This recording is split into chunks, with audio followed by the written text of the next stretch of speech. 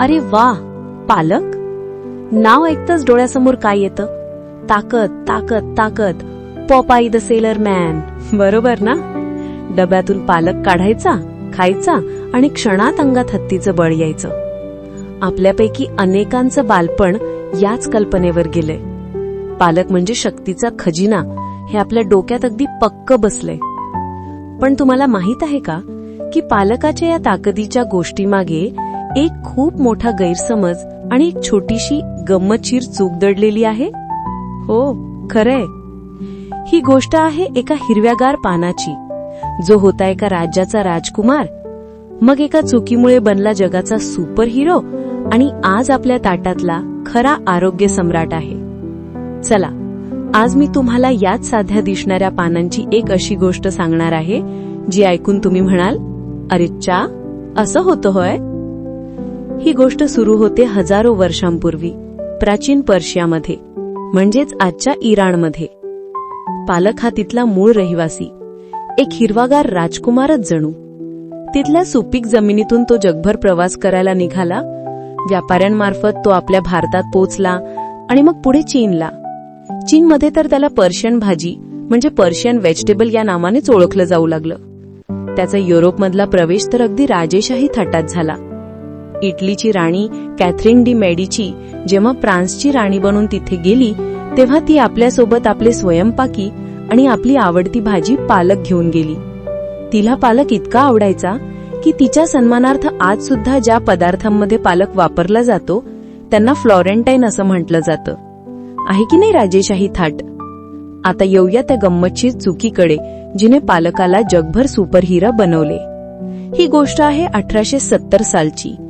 एक जर्मन वैज्ञानिक Eric von Wolff पालकातील लोहाचे अभ्यास करत होता. त्याने पालकातील लोहाचे प्रमाण मोजले, जे होते 3.5 मिलीग्राम प्रति 100 ग्राम. पण रिपोर्ट लिहिताना त्याच्याकडून एक छोटीशी चूक झाली. दशांश चिन्ह चुकीच्या ठिकाणी दिले गेले आणि 3.5 चे झाले 35 मिलीग्राम. एकाएकी कागदावर पालकातील लोहाचे प्रमाण 10 पटींनी वाढले. ही चुकीची माहिती जगभर वाऱ्यासारखी पसरली. लोकांना वाटू लागले की पालक म्हणजे लोहाची खाण आहे आणि ते खाल्ल्याने अंगात प्रचंड ताकद येते. मग काय, 1930च्या दशकात जेव्हा पॉपाय हे कार्टून पात्र तयार केले जात होते, तेव्हा त्याला ताकद मिळवण्यासाठी काय खायला द्यावे हा प्रश्न निर्मात्यांना पडला.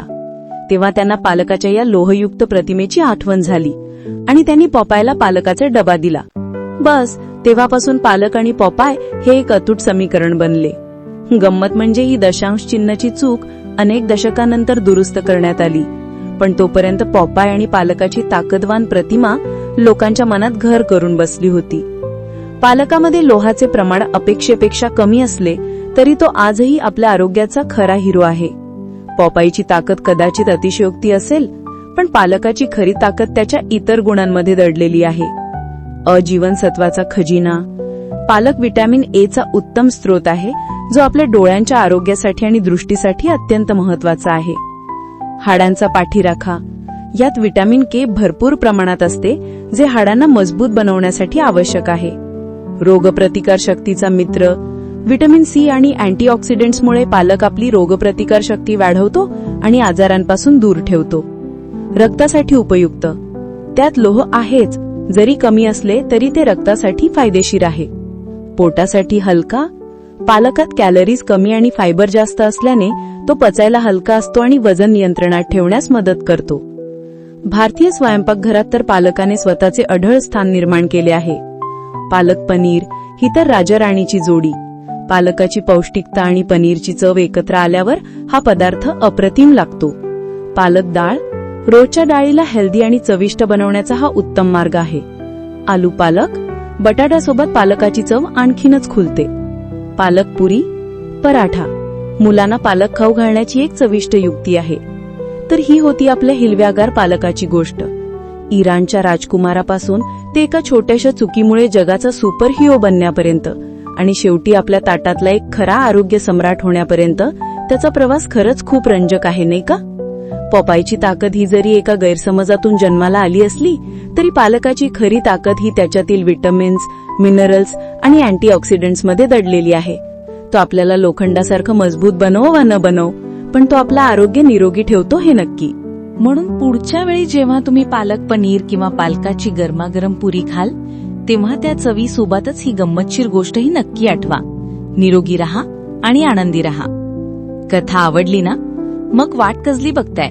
आपल्या कथा जीवनाची परिवारात सामील होण्यासाठी चॅनलला लगेच सबस्क्राईब करा. तुमचा एक लाईक आणि मनापासून केलेली कॉमेंट मला काम करण्यासाठी प्रचंड ऊर्जा देते. तुमच्या प्रतिक्रियांची मी वाट बघत आहे. चला तर मग पुन्हा भेटूया पुढच्या व्हिडिओमध्ये एका नव्या आणि भन्नाट स्टोरीसोबत.